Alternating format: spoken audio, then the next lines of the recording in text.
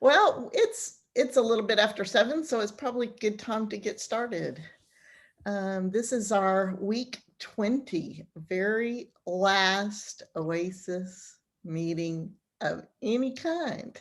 It's pretty amazing that, oh, there's Bob. Hi, Bob.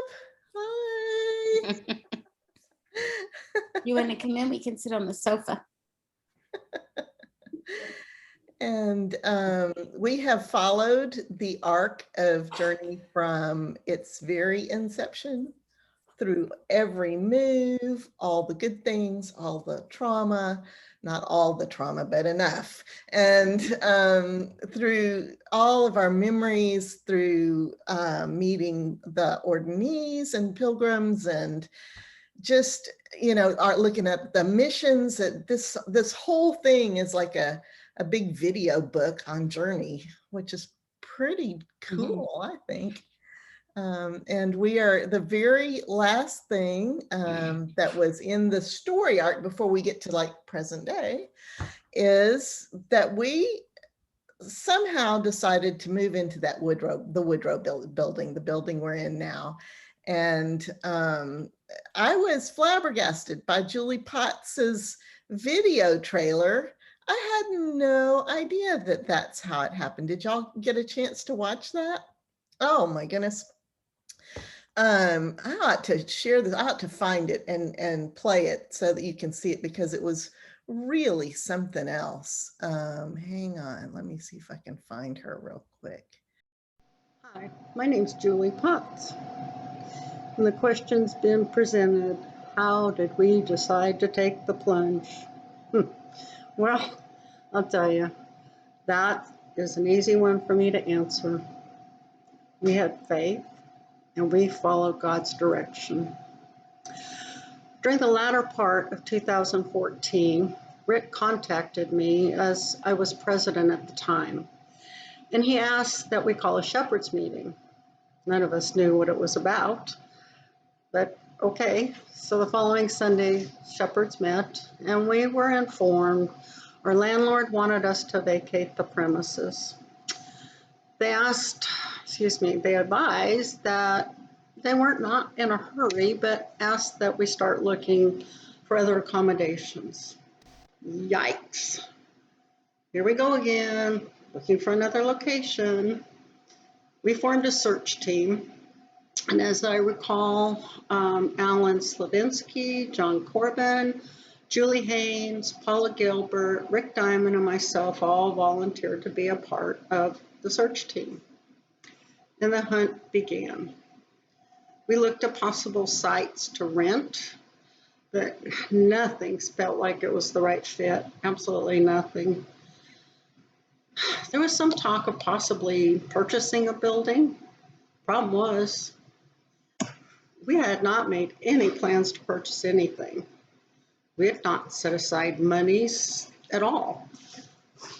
Julie Haynes happened to come across this building at 7500 Woodrow. It was originally listed, I believe it was for about $1 million. However, the price was recently lowered. She contacted Rick and they went to check it out.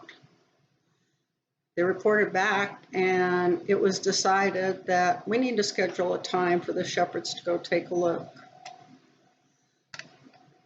At some point, John, our magical numbers wizard, stated that he's been looking at the numbers and we could do this.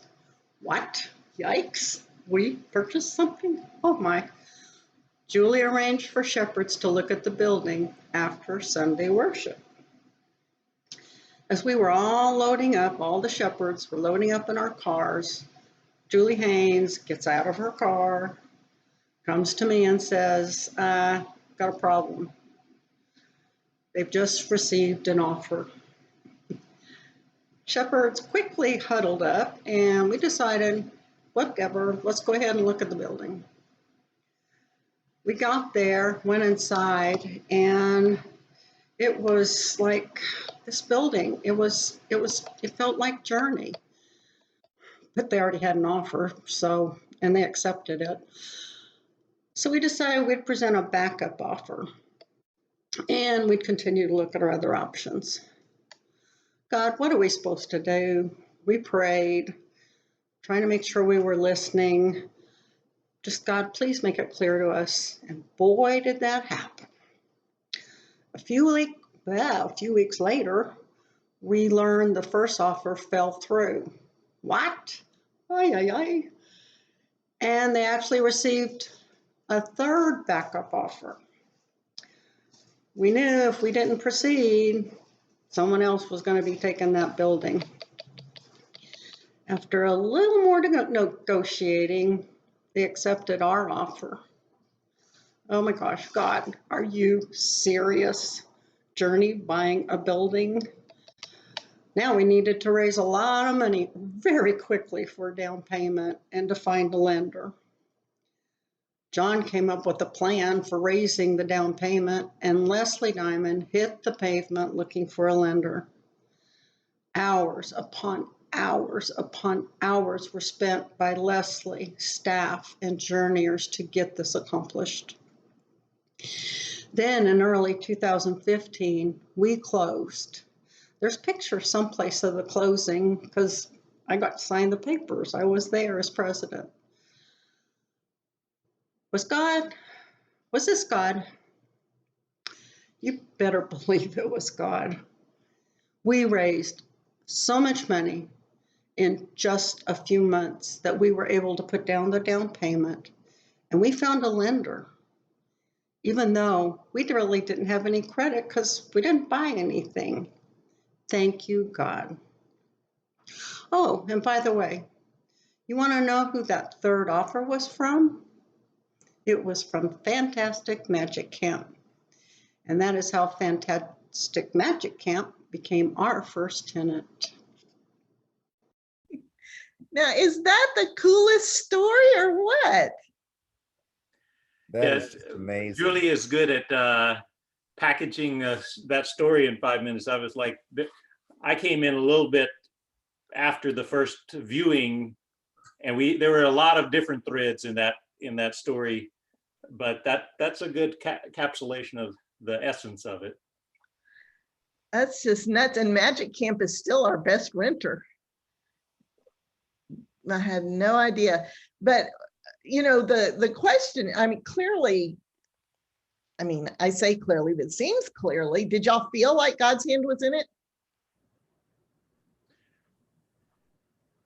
I think so. I'm going to say I was on the search team and came in at the point whenever the Woodrow building had been seen, and it was like, it's under contract ahead of us. And so we were then searching for alternatives. And I know John and I did rigorous stuff about and as well as the whole team about what's the criteria, what do we want to look for geography wise? Because luckily Journey was a scattering of all over town, but we still wanted a location that was somewhat close to where we could serve people. So we didn't want to build on the suburbs or do something out where we could afford it. So the fact that this was close in and semi-affordable, and I guess I'll say the things that I see, I mostly get bogged down in the weeds of the finances, the numbers, the logistics, all of the, how do you make it happen?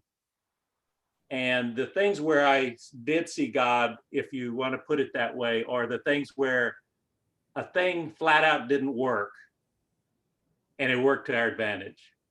Like that first one they were going to turn that building into condos, like rip it out and rework it and sell it to yuppies or whatever you call them. But then there was asbestos in the floor tiling and asbestos in the wall, and that made it cost prohibitive to rip it apart and restructure the insides. And so that worked in our advantage. And then we were able to manage that. And when we finally got financing, the financing was a whole different story, but we could only afford up to a certain point, and it was below what our bid was. And it was like, we just flat out can't get more money than this. So we got a better price because we flat out couldn't afford it, because it was like, this is what we got. we're laying it all on the table. This is the absolute, and then we were honest. We weren't negotiating funny, and we still got it. So it's like those kind of things where you fail, you plan, you fail, and then it somehow that works to your advantage. It's like, wow.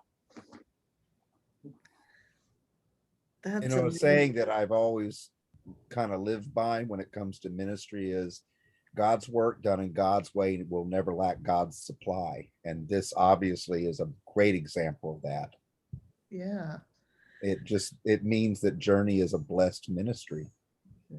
It's been amazing because just as I was listening to Julie and thinking about, we got the bid without having the down payment and without having a lender.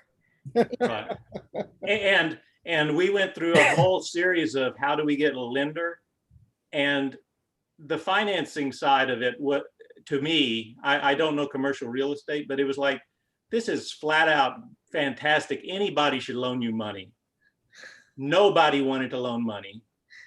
And the one that we did, the credit union we got to, I was so angry with them because Leslie was getting jerked around, and then they would just not. And then finally at the end, they said, well, this is what we can do. And they did something, but it was still felt like, man, they're charging more interest than they should. We were paying more than we should. But it was like the one place that would at least talk to us.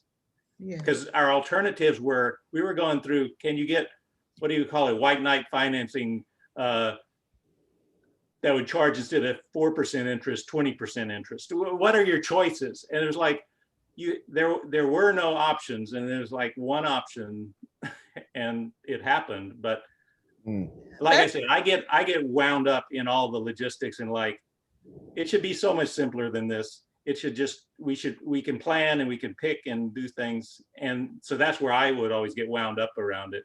We looked at a whole bunch of alternatives when we thought the Woodrow was dead, and then Woodrow resurfaced. But It's my recollection that Rick found the building. He was just driving down the street and saw it. And it was like a wow moment for him. Yeah. So he told us, and I know David and I went one night and started peeking in the windows, trying to look it over because he was so enthusiastic about this building. Well, it has such a different feel. I went down there today, and I was driving past church after church after church and thinking how glad I was that we were not in one of these other buildings.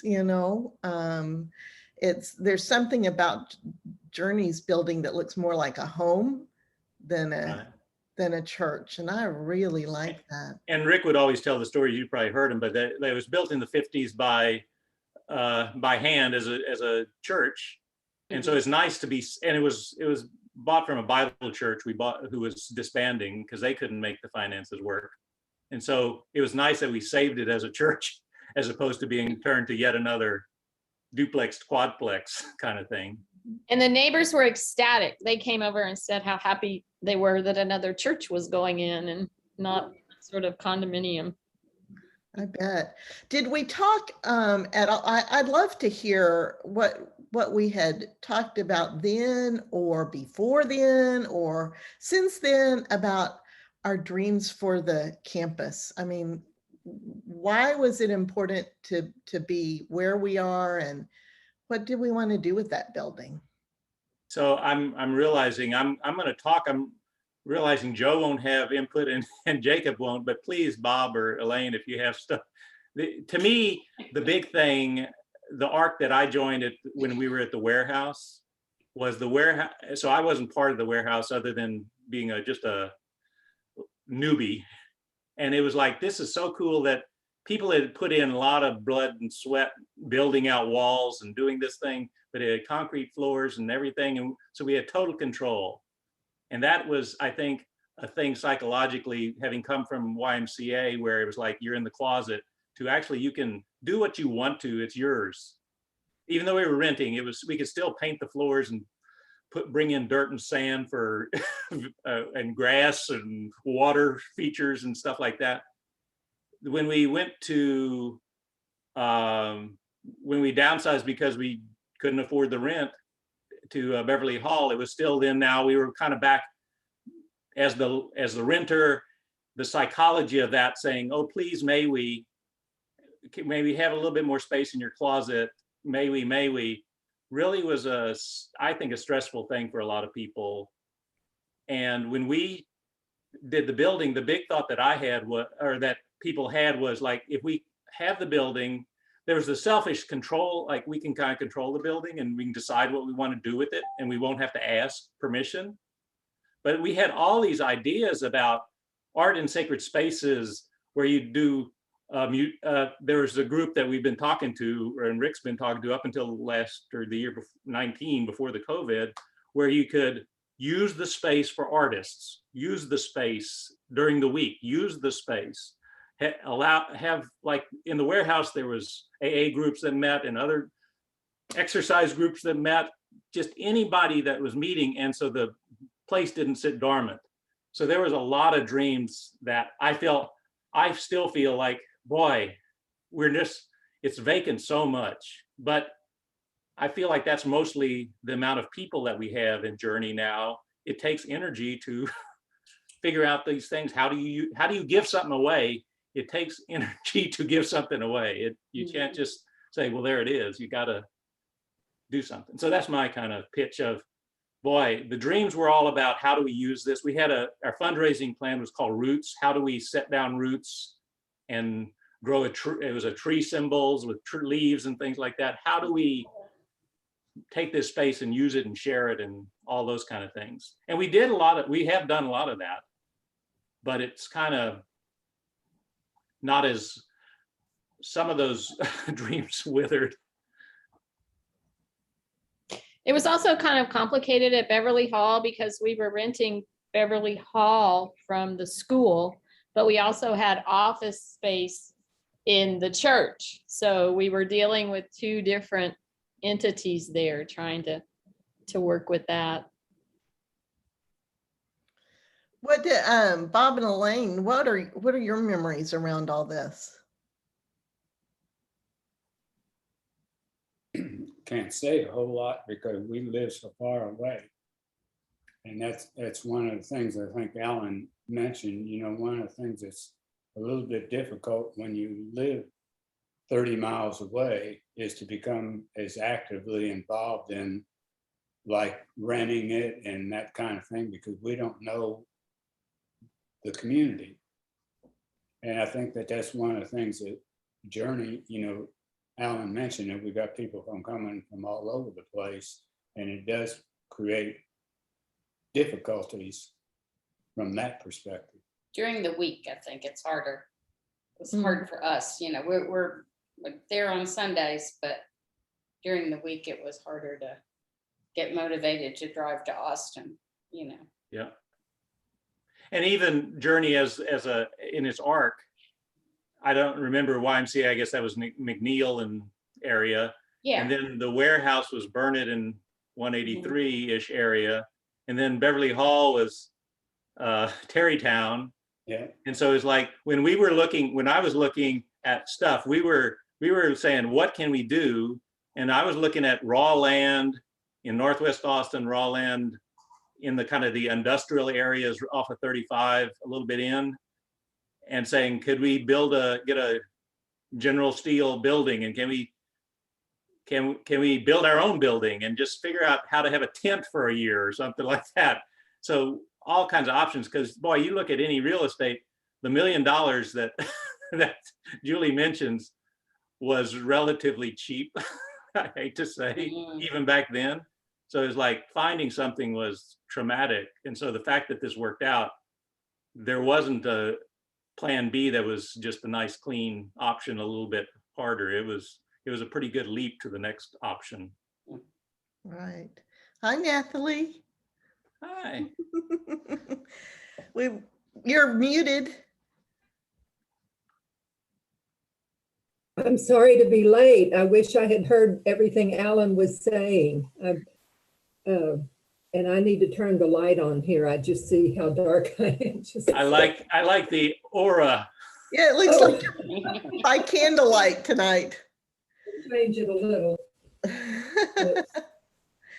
I used buying the journey building example for my daughter when she and our son-in-law were buying their home. They put a bid on it and got outbid, but the owners asked if they wanted to put in a contingency bid. So she asked me and I said, hey, we were third in line to get Journey, by all means. Put the money down, and like Journey, that buyer fell through and they got the house. But it's just like, yeah, I mean, hey. Different times can be different, but yeah, that's the thing that I learned. It was so counter to in business, this is something I learned from salespeople, which I don't really like schmoozy salespeople. I was like, give me the data and I'll make a decision based on data, but no never means no. And it's like, if you have that attitude, like that's sometimes miracles happen when you just say, I'll just be there. I'll just not walk away. I'll keep my hat in the ring. Well, and the other thing that y'all were talking about earlier was that it was like it came down to just one lender, one thing, one offer, we were just like right on the edge of no, falling off the cliff. But honestly, don't you find that that's how God works? That God consistently causes us to not look further than the next step and to only take one step, that it only takes one for God. And God doesn't just like put out a whole plethora of stuff. For generally speaking, it's for me in my life, it's always been a matter of faith. And well, there's only one option here, Lord.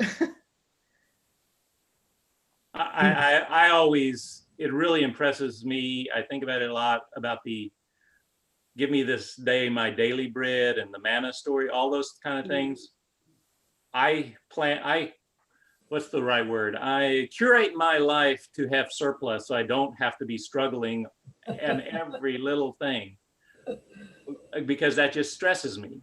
But in everything big and glorious, it's like, it's ringing out that in lack of surplus, just, you find what you need. Like in the fundraising, Rick would say this, like all the lenders would say, how did you raise that much money in that short period of time? Nobody was rich and there wasn't some big benefactor. It was just squeak and buy and squeak and buy and squeak and buy and wringing it out of you in a money sense, but also in a spiritual sense of, this is how far you got to stretch yourself to make this happen. Do you want this to happen? As opposed to, no problem, it'll happen. They'll need me. Yeah, it feels like we're in that place again right now, of needing to decide if we're going to stretch ourselves, if it's, if we're going to take a step, if we're, what are we going to do? And I really love that you brought up what Jesus said, because Jesus basically said, all God's going to give you is enough for today.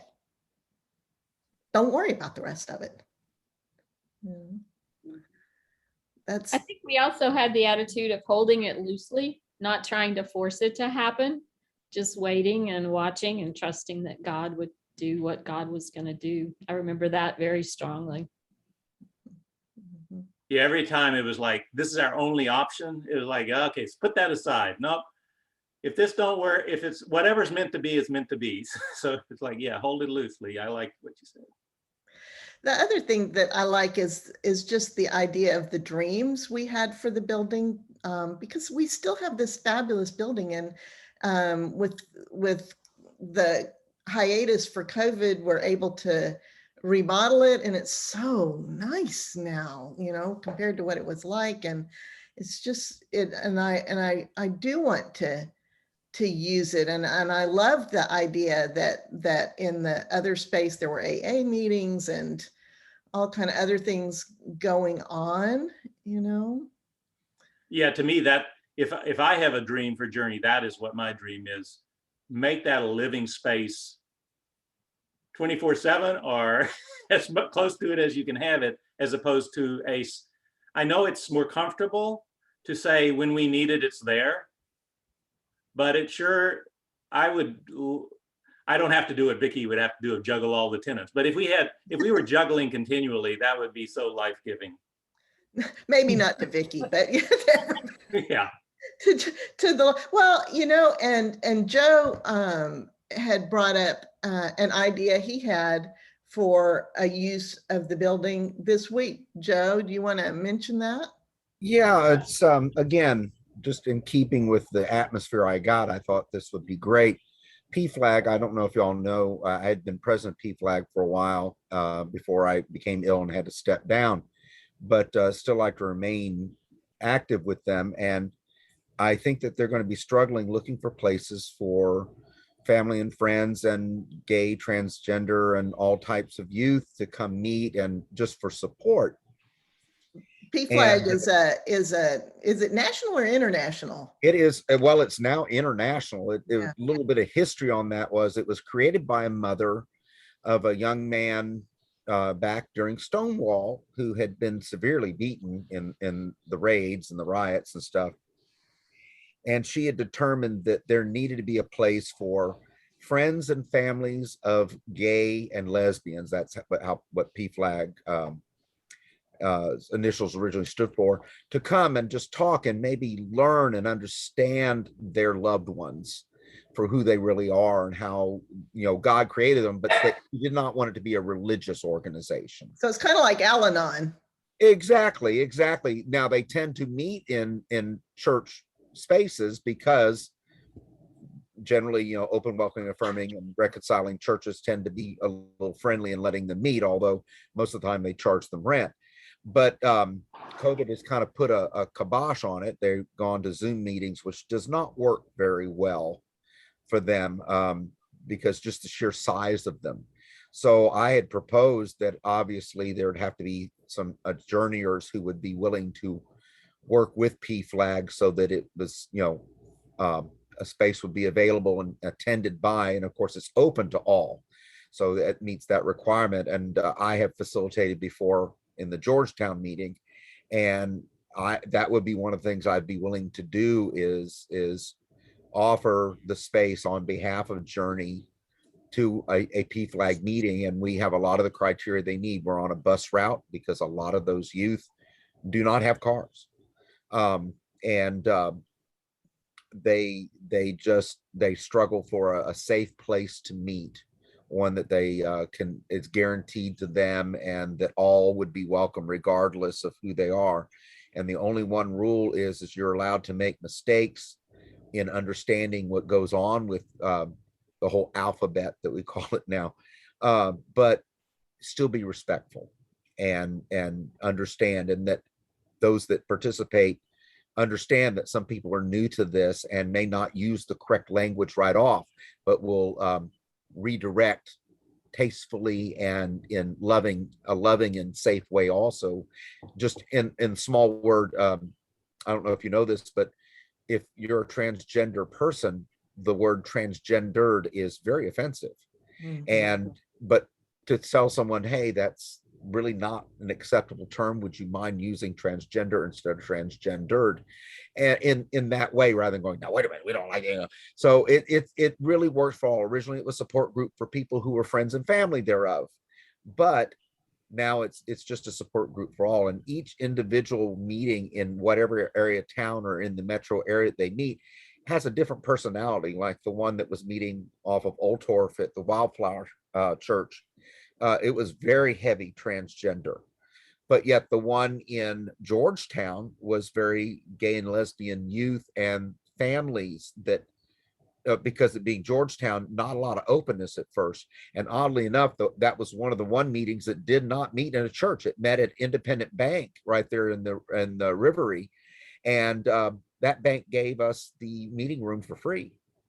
So that's just an example, of the kind of thing, because that's like right along the lines of the Cottrell's ministry, of course, with Freed Hearts. And I would just, my heart is that Journey be full of things like this.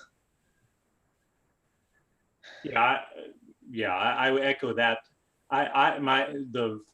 The accounting side of my brain always goes, oh, we're short on money, we need rent. But the spiritual side knows, and it's actually a practical side too. You open it, you use it. That's how you make connections, however they're made. If it's just silent, it's just going to sit. It's sitting silent, and nothing's happening. No life is happening. So yeah. So even if it means you've made commitments to use it for other things, and so you may not be able to rent it to somebody who needs it that particular night. I think let's err on that. That's how I always say it. Err on the side of using it, and then figure it out later. Well, it's kind of casting like that the bread. retreat. Magic Camp is a wonderful renter, and we have, United Church of God is a wonderful renter on Saturdays. But then during the summer, it is so frustrating not to be able to get into the building to really do stuff, and so when we needed to have this retreat, I remember us talking about it, and it was like, you mean we can't use our own building on the weekend, kind of thing. Yeah. But it was just a matter, Vicki, I think you popped up and said, well, we can ask, and sure enough, Tim said, oh yeah, well, I don't know what they're doing with their church on Saturday, but they're letting us have the building, when we need it. I just know if my tendency is like, I need that, I'm going to hold it and reserve it. And then it's sitting there reserved for when you never use it, or the one time in 10 that you use it. And that's the difference between being a renter and being an owner. And you can become protective of it. This is just, I'm saying these things because I have to work them out in my head, because I would love to be protective of it. I hate it whenever somebody moves my cheese and stuff is missing. Where did it go? But it's like, accept that. But we have great renters, I will say. I mean, I can't say enough nice things about Tim with the church, and Peter is beyond amazing. I mean, Peter goes above and beyond anything we could hope for. So yeah, we just have to ask. But there's so much, we're in such a great location, and there's so much need. Like you say, it will require some attention and effort, but I think that somehow we have to move ourselves beyond Sunday gathering. And I guess I'm putting it back to the origins of the title of this session was about the getting into Woodrow. We did this process that I can't remember, but it was the dreaming how we could use it, all the things we do. We did those word diagrams of I forget what you call them, with big words and small words. Like, what are the words that people think of when they think of how this building could be used? And so there was all this energy, and some of those things got done, but it kind of was like, so that visioning process was a useful process that we could redo. And I'm going to speak again, that I always have to remind myself that what we have now is what we have for what we're doing. If we do more, we will have more. So it's sort of like I'm off on the tangent about, can we afford salaries for preachers? Well, right now somehow the money has come to meet what we're spending. There's no excess. But if we choose to do more, then maybe there will be enough to meet that need if we pick it and do it. So that seems to be how God works, actually. And it kind of reminds, some of the things that you have talked about have made me think about Jesus talking all the time about not hoarding your treasure here on earth, that's not the important part. So Natalie, you were here when we bought Woodrow, right? Yeah. I was thinking, I joined when we were at Beverly Hall because I had been at Tarrytown, which is where Beverly Hall was part of up until we sold it to Ross and Saunders, and then Journey actually rented from them. But I was thinking about truth for me is I was so in love with everything I knew about Journey from the time that I'd spoken about it at the warehouse, and then that Journey began to provide stuff for Truth Be Told at the warehouse. And when I got to kind of sneak away from my own church and be a little bit of a part of things that were happening at Journey, and Kim, y'all know Kim Bassender, she and I were doing a women's class at Tarrytown that just didn't work. That we were both so much more radical than the other women that were there. And she was really frustrated and disgusted. And so she came over to Journey before I did, and for almost a year before I did. Anyway, long story short, I was actually disappointed and concerned when they said they wanted to buy a building, because I just felt like I'd been in churches all my life, in good churches. Most, what some people call an oxymoron. I grew up in intelligent Baptist churches. I never heard a hellfire and damnation sermon in my life. And my dad was a scientist and my mother was an artist. And the reason we were Baptist was because the doctrine says we are a priesthood of believers. And you have a relationship with the Holy Spirit. You interpret the scriptures according to your understanding. So anyway, I wanted the adventure of being part of a church that didn't have a home.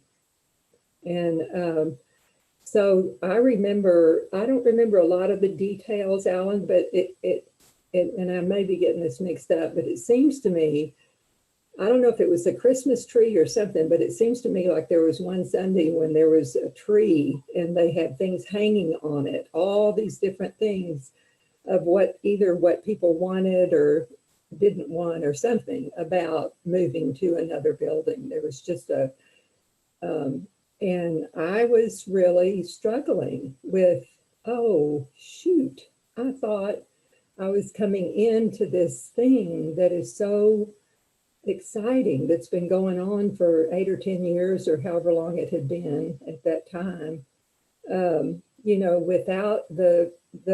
without people worrying about paying the bills for a church and trying to do all the things that you have to do when you have the burden of property that you own. So anyway, I just wasn't one of the eager, enthusiastic people about doing it. And I was surprised at how many of you guys and Bob, I don't know what y'all actually felt about it, and Elaine and Vicki, I don't know whether you personally were in the middle of the excitement of being able to see the new vision of how it would be if you had your own church. But I was a doubting Thomas. And so when we came over, I enjoyed being part of something new. It's just always, for me, Journey has always been about just being part of something new. And so it all worked out fine for me, but I have some of that same nervous tension inside of me about making new commitments, and selfishly, when I responded to the request for shepherds, I really prayed about whether to take on another thing right now, and I couldn't get any real direct guidance, but I just felt like I was supposed to say yes. And so I said yes.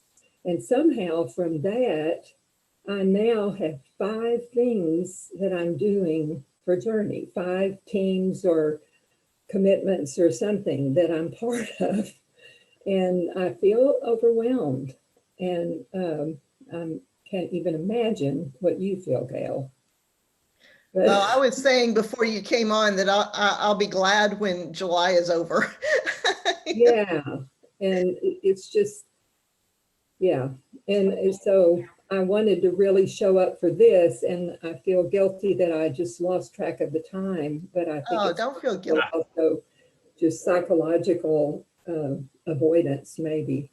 I'm going to add something, since you made me think of something, but about the being, we did a lot of thought process. I think it wasn't just me, but I think it's a lot about what is the nature of Journey, because Journey was nomadic, like in a tent, like the old Jerusalem, where we could pick up our stakes and move. We were not tied down to a location. And there was some essence of being nomadic that makes it different than a grounded location. So what you said about that reluctance, it wasn't just about building or renting or paying or renting, mortgage or renting. It was bigger than that. It was like, is there some inherent nature to being loose and able to pack up your stakes and move where you need to go, kind of thing? Yeah. Yeah. That was the essence of that tree. Was the idea was, we have been in existence, it is time to set down roots. You know, it's like going to the promised land and saying, the Roots program was the fundraising program to, we have been in the wilderness, let us set down roots so we can do the thing that we can do, kind of was the kind of metaphoric way of looking at it. I was just, as well as what you said about being overwhelmed and getting in so many things, that's just an aside, which is when we're always asked to do more. And I know we've just talked about this in Journey as a shepherd's, like, do not work till you get burnt out and then quit. I mean, that's the nature of places where you see the need and you say, I got to do it all. And then you get burnt out. You work till you get burnt out and then you crash. That's what I always have to remind myself of that. I'll do a few things, but it's okay to say no and just say, I'm going to say no. Yeah. Do y'all think that Journey changed inherently? Did your fear come to pass, that the nature of Journey changed as a result of moving into Woodrow?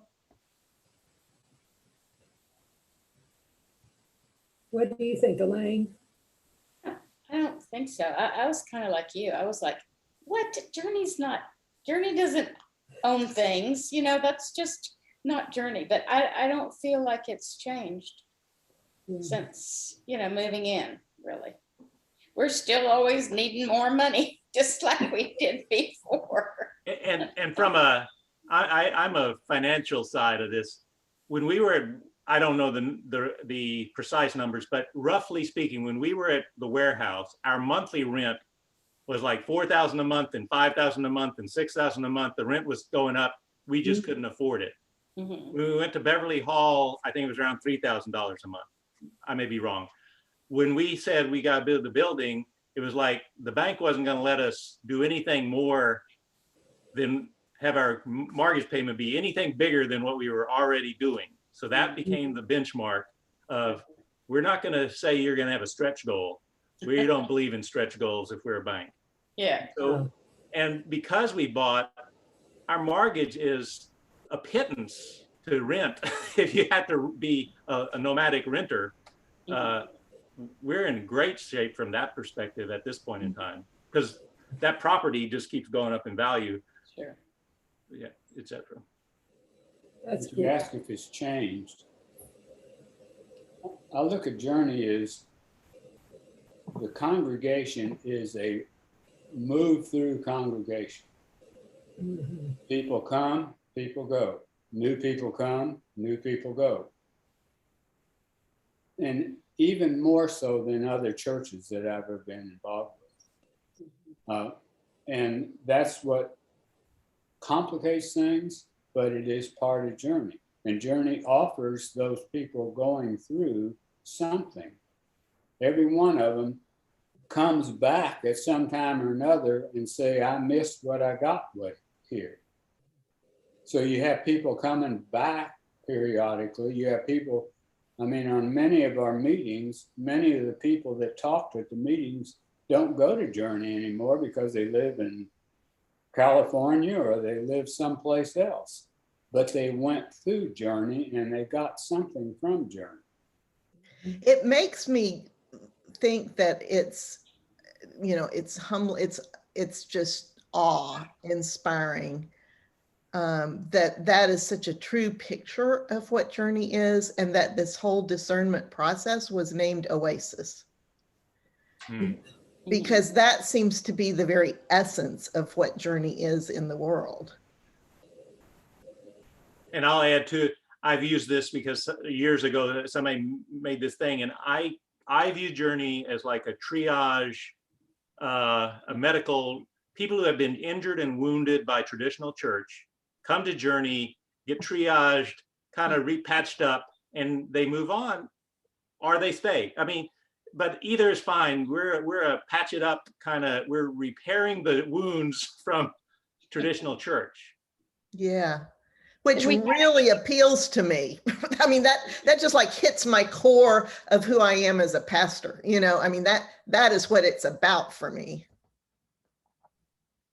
We did a unit, it was called MASH. I remember going to the Army surplus stores, buying Army, because we were the MASH unit. Like Alan said, triage, move through. I think that's a special thing to be. I'm sorry, Nathalie, what'd you say? I said, I'm sorry, I missed that one. That was before my time, but that's great. That's a great imagery for, yeah, I agree with what you That is complete with kooky characters and all. But it's also for people like me that have really loved the churches I've been in and that have been able to choose, you know. I mean, I didn't like the way I left River Bend, but I loved being part of the 240 people in the schoolhouse that were creating River Bend and being able to be really welcome in women's ministry. And I got, 9 years there of really just developing my own calling. And I loved that I had that experience, before the time I left. But so I haven't needed triage so much from this journey, but what's magic to me is every person that walks through those doors. If you have a gift and you want to use it, you're welcome. You're welcome to come into, that's why I love so much the heart, soul, mind, and strength teams, because each one of those teams really evokes the people who have those gifts and really want to give them and want to use them. So anyway, yeah, I'm glad to be here. Just a little tired. Yeah, me too. Me too. How about you, Jacob? You new timer? I know. An old timer? For me, I started, my first time into Journey was when it was empty because of COVID. And it was always this shell. It was a space that me and Rick met, or me, Vicky, and Stacy and Rick met. But it was always empty. And even Magic Camp was there for a little while, but then they closed down because of COVID. And so often it was going and just kind of trying on things and playing around, but it always felt just like empty. Like I was always eager to know what it was like to have people in that space. And so I'm still learning the names of things like the everything room. And, like there's so many things that I just don't know where they're at because I was there, but there wasn't people in there to show me what it was or how it was used. And so I came right after they finished all of the renovations, and I helped put in fans, and we cleaned up the lights, and we did all these things. And it was just, for me, it was an exciting thing of just being like preparing for what's next. And it felt very open. And I think Journey has always been very open like that. But for me, it was a way for me to be introduced to Journey as a member first, which was interesting. So yeah, I think the Woodrow building is special in a sense, just because it was the first Journeyer I met. It was the first person I was introduced to. Interesting. Yeah. But I'm ready to like get in there again and put stuff back on the walls and to make it not as neat and tidy and to have people running around. And yeah, I'm ready for the natural flow of things to happen again, which is hard in the summers with Magic Camp because, we are sharing it so much of the time. But I'm excited to see what happens, this next, fall. Yeah. People are back in there.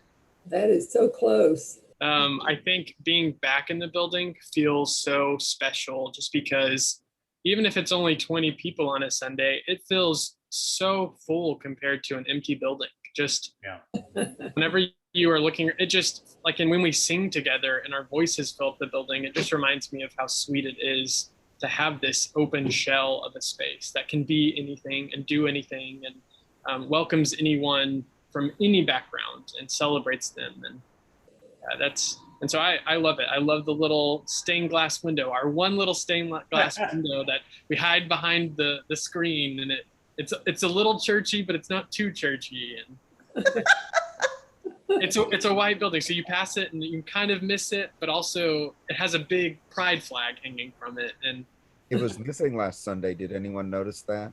No. I Flag did was not. gone. I meant to Oh, say no. something and forgot all about it, but yeah, the flag's gone. Has anybody been back up there this week? I haven't been by since Sunday, so I don't know. went by today, and now that you mention it, I don't think I saw the flag out. I was I'm not there, sure if I saw. I was there yesterday, but I didn't notice. Well, I have another pride flag in my closet, so If I need will. be, we put one up In the on higher on the closet? building if we have to, so they can't just come take it. Yeah, and just on the other side, let's not have the little photo, the Zoom bombing change who we are. That No. was there for 2 years. Yeah. If it fell down or if somebody took it, put it back up and don't be paranoid. I guess Oh, I no, try no, not to it's think just a this is what flag, the world but- is about. Yeah, that this is the world is that's a small piece of the world. Exactly.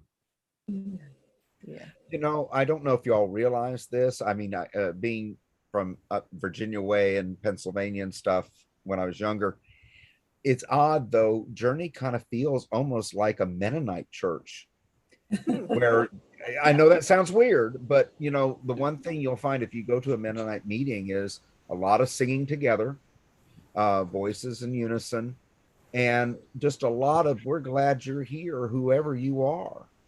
And I just get that same kind of feeling. And then of course the Woodrow building, obviously someone had to drive by it, like you said, to see it, to want to buy it.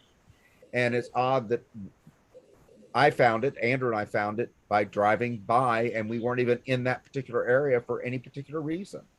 So the building still has that gift. And I think that the more we let it be used and to use it, like you said, Alan, 24/7, I think the more God will provide. I really do. I think that, you know, it's not our building, it's God's building, and we're just stewards of it. Well, Go ahead, Deb. I'm sorry, go ahead. I just was going to say, I remember the first time I ever went there being just kind of shocked by it was almost like a barn shed or something with a little parking lot beside it, and nothing that made it look like a church. But I love that. I love that it is not one of the big edifices on that street, because what are there, 7 or 6 or 5? There's so many different denominations. 2 just down the street by 1 block. Yeah, and to me, there's just something so sweet about just that. You know, and I used to always park on the street as far up as I could, where you can only park on Sundays, you know, but so that there would be plenty of room in the parking lot for, you know, whoever needed it. And lately, as we have become small and we're starting to build again, it's working out fine for as many people as want to park in the parking lot. But there's just something to me about the anonymity of the building that is sweet. I like that. But I love the signs. I love that we have the pride flag and that we have the, you know, everybody's welcome sign. And I love that we have a labyrinth.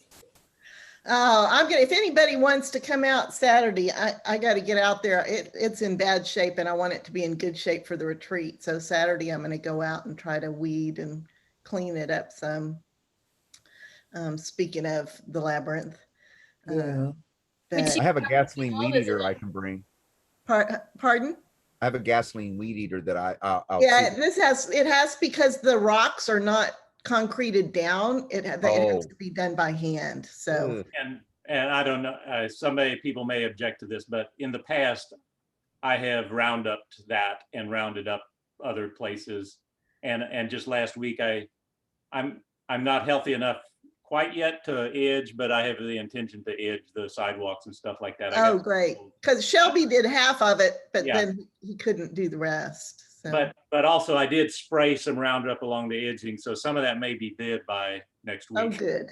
Okay, But great. I didn't do the labyrinth. But if you wanted me to spray the labyrinth, I'm Well, considering. I can get Shelby to spray the labyrinth. We've got some of that stuff too. So Yeah.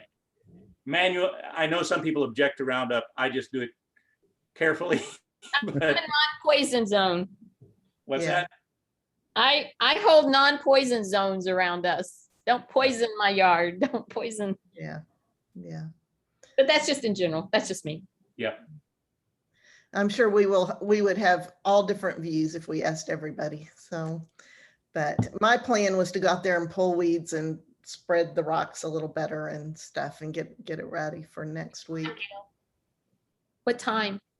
I'll probably get there like 11-ish, something like that.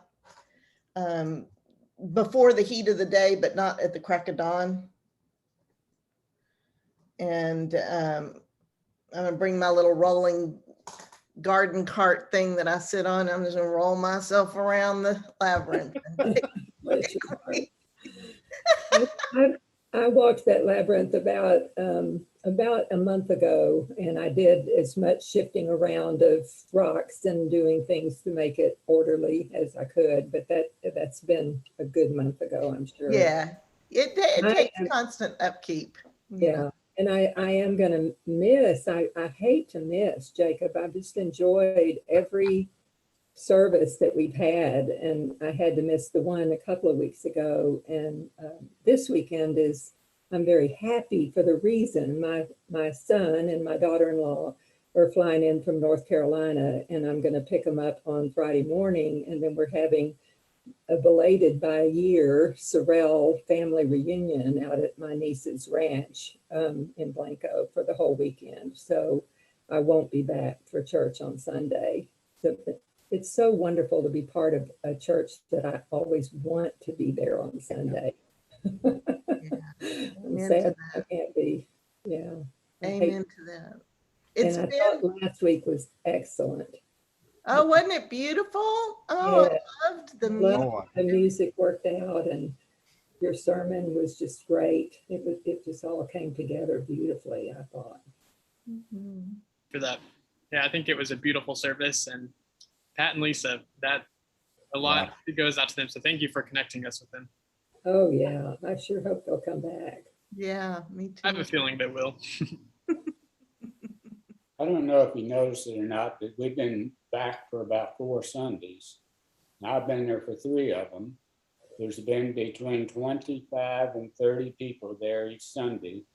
But out of those 25 or 30 people, almost a third of them are different.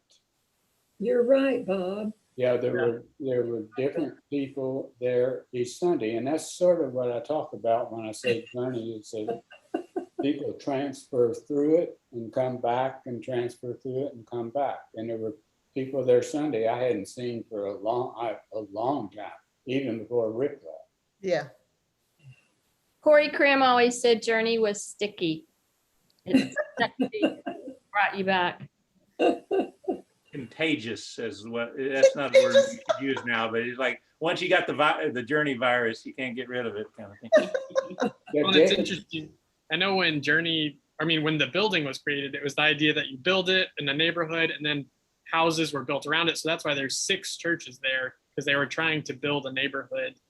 But now it's like you go into Journey, there's people from all over Austin. Now that we're online, we have people all over the United States that are tuning in with us. And it just is crazy to think that it really is an oasis, that we're just pulling people from everywhere, and people are willing to take these long drives to get to us. And yeah, I think the the little farmers who made this church had no idea what was coming. And Gosh, no. How did the YouTube, when do you put that up, Jacob? I try to get it early in the week, but as early as I can get. So it's up now. Okay. But typically by Tuesday or Wednesday, it's up. Because the week before, I had driven to Colorado and to my retreat at this farmhouse, and they had a good, I had my iPad there and they had good Wi-Fi. And so Sunday morning, I said, oh, they do this on YouTube. And about 2:00 Sunday afternoon, I was in there trying to bring it up, and I kept being so frustrated that it was an old one. You know, it wasn't the one that was coming. So, Yeah. anyway, I'm not that fast. it's usually midweek, huh? Yeah, it just takes me a while to process. I'm not live streaming it anymore. So Yeah. Okay. We never did live stream it, so yeah, it's yeah, it was like pre-recorded, live streamed. Yeah. yeah. Jacob, I'm sure you're about wrapping this up, but I went to tell a non sequitur story. You reminded me when Jacob was saying about the farmers who built this land. So the neighbor who lives on the other side of Aggie, the older lady, has been there all her life. Deanne talks with her, and whenever she's out there doing stuff, she'll always come over and chat. But I talked with her son, who's about my age, and they would tell stories. And he was saying that she would tell the story that somebody went up and down the street selling the sycamore trees. And that's why you got sycamore trees throughout the neighborhood. Well, the guy who's about my age was saying that when he was a kid, they would climb that sycamore tree that's still growing was big enough that they would climb up, and it was out in the middle of nowhere on the crest that they could see the Longhorn Tower. And that's how they that was their internet of the day to see whether UT won or not, whether the tower was lit up. So that's just a homespun story from the lady's son who still lives across the street. So if he climbed that sycamore tree, Yes. was his name Zacchaeus by any I chance? know that's I'm what doing the same thing. he was a wee little man. No, he was not a wee little man. This is out of hand. This typical journey. Little Bible is- humor. That was my non sequitur about the building and the neighborhood, and just like it's just a kind of a unique, quirky little neighborhood, quirky little building. We could have been stuck in a suburb away from everybody too. And I like that it's like just a few blocks from the homeless down Lamar stuff where we've given homeless bags out, or the low income people down on the Mel's Motel and things like that. So it's in the neighborhood too. So. Good thing. Jacob, you had indicated you were going to do a service with mosaics, and that's sort of like what Journey is. If you think about broken pieces of glass put together to make something beautiful, and then some of those little pieces of glass break away, and you replace it with a different piece of glass. And that's sort of what Journey's been like throughout the years. And but it still remains a beautiful piece of art. Mm-hmm. That sounds like what my sermon's going to be about, I guess. This Sunday, I'll just have you preach. Is this Sunday the mosaic, sir? Yeah, I've been looking at pictures of mosaics all day that Bob sent me. So yeah, Okay. it's going to be a blessing to share that with everyone. This will be fun. Y'all have been great. This has been a wonderful journey through this 20 weeks. I think it is a thing of value and beauty in and of itself. And this seems like an appropriate ending. And I just want to leave you all with just a blessing on you individually and you collectively, a blessing on Journey as it was conceived, Journey as it was born, Journey as it grew, Journey as it is now, and what Journey will unfold to be in the future. Amen. Amen. Man. Bye, everybody. Thank you. Bye. Thank you.